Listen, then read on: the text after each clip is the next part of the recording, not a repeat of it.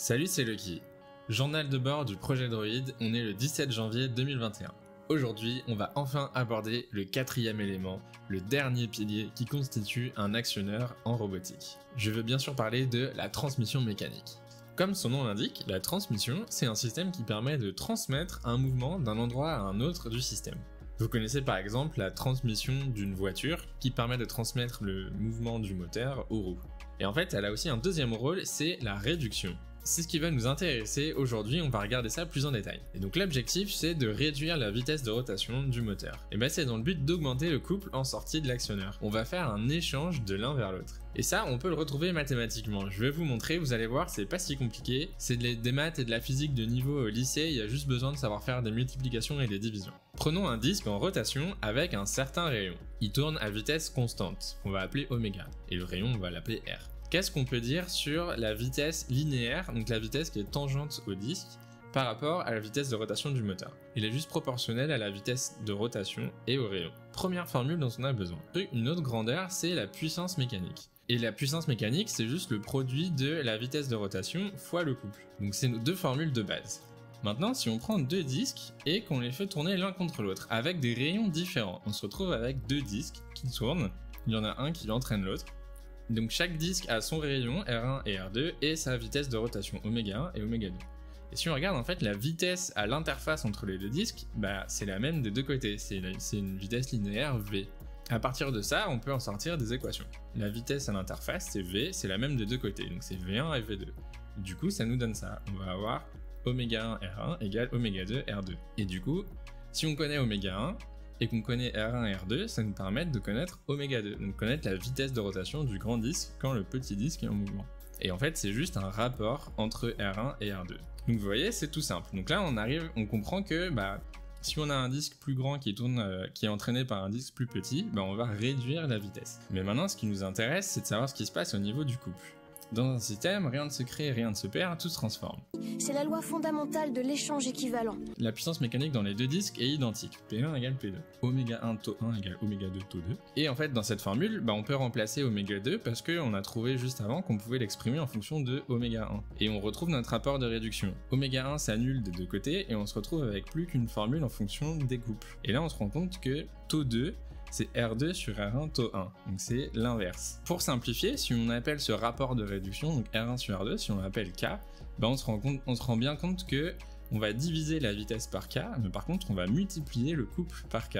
Et ça, c'est super intéressant pour notre robot. Pour ceux qui n'ont pas compris les équations, on peut juste le représenter graphiquement en fait. C'est juste la puissance, c'est la surface. La surface, ça sera identique, c'est juste le rapport entre les deux qu'on change. Et là, je l'ai montré à l'envers, donc c'est la vitesse est augmentée, le couple est diminué. Tout dépend du rapport de réduction qu'on choisit. Et pourquoi ça va nous intéresser dans notre robot? Quand vous voyez ces deux disques qui tournent l'un contre l'autre, ça vous fait penser à un truc, non? À des engrenages. Et en effet, un des mécanismes qui va nous permettre d'exploiter ce principe, c'est l'engrenage. Et donc on peut l'utiliser pour concevoir un actionneur de robot. J'y connaissais pas grand chose, donc je me suis renseigné, et notamment j'ai trouvé un cours, je vous mettrai le lien en description, un cours de l'INSA Rouen, qui est super intéressant, et qui explique vraiment tout de A à Z sur les engrenages. J'ai pas tout retenu, mais c'était intéressant à lire, et donc vous voyez qu'il y a plein de trucs avec des histoires de développement de cercles et tout, pour calculer le profil des dents, machin. C'est quand même assez complexe. Comme c'est un truc qui est quand même super courant en mécanique, et en fait dans tous les logiciels de CAO, il y a des outils pour en générer pour nous, donc ça va nous faire gagner du temps. Donc je vous fais un mini tuto pour faire ça dans Onshape. Il y a un feature script qu'on peut trouver quand on va dans rechercher les features, feature script, on cherche Spur Gear, et hop, il y a un script qui permet de le faire, donc je me le suis rajouté. Il faut avoir mis un vertex, un point sur une surface, et ensuite on peut générer notre engrenage. Donc on peut changer son origine. Par exemple, hop, je l'ai mis là. Et maintenant on a plein de paramètres.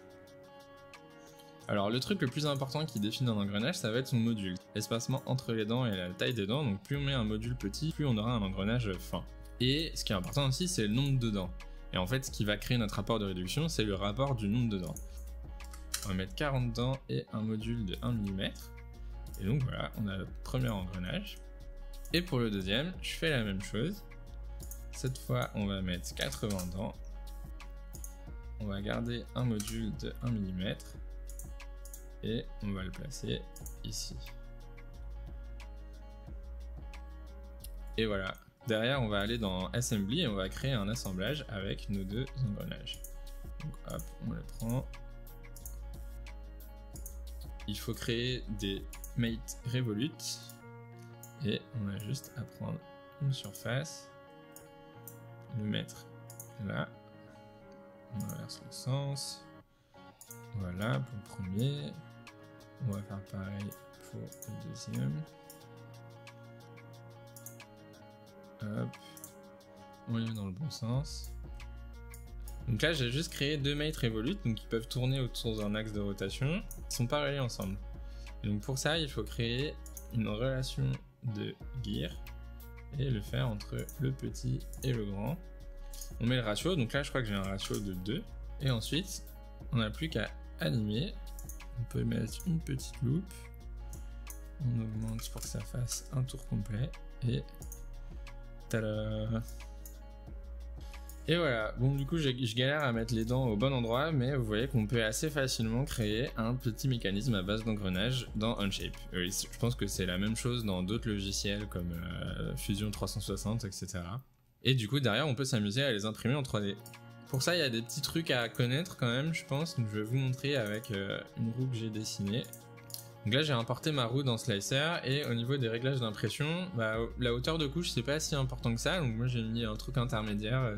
Par contre ce qui est important c'est que les vitesses au niveau des périmètres soient pas trop rapides.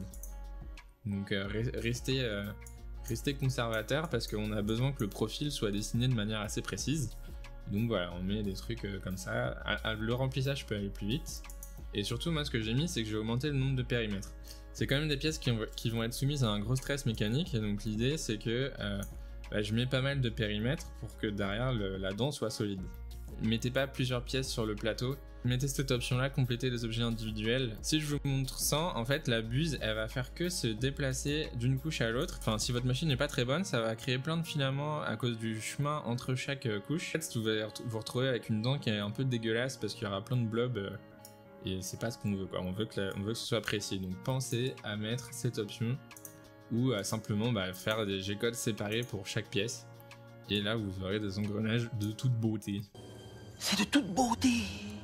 Avant de me lancer dans l'impression, j'ai fait une impression de test, c'est un modèle qu'on trouve sur Thingiverse. Et en fait je me suis rendu compte que mon imprimante était capable de faire des dents assez précises. Donc même le module le plus fin elle était capable de le faire. Et donc c'est pour ça que je me suis dit que je pouvais partir sur des dents de 1 mm. J'ai une petite anecdote pour vous à propos des engrenages. J'étais en terminale et je cherchais des écoles où je pourrais apprendre à faire de la robotique. Et donc parmi celles-là, il y en avait une où on pouvait rentrer en post-bac. Et du coup, je me suis inscrit au concours et tout. Et donc il y avait deux épreuves, il y avait une épreuve écrite et une épreuve orale. Et donc j'ai fait les écrits, je les ai validés. Je me pointe à l'oral et donc ce genre de truc, c'est des oraux où on va te poser des questions de culture générale, des trucs pour savoir un peu ta motivation, ta finesse d'esprit, ta culture, tout ça. Et donc faut que tu aies l'air un peu intelligent quand tu réponds aux questions. Je me rappelle plus en détail des questions, mais je sais qu'à un moment on me dit du genre qu'est-ce qui t'intéresse dans la robotique, pourquoi tu veux rentrer dans cette école. Et moi le truc le plus intelligent que je trouve à dire c'est j'aime bien les trucs avec des engrenages. J'aime bien les trucs avec des engrenages.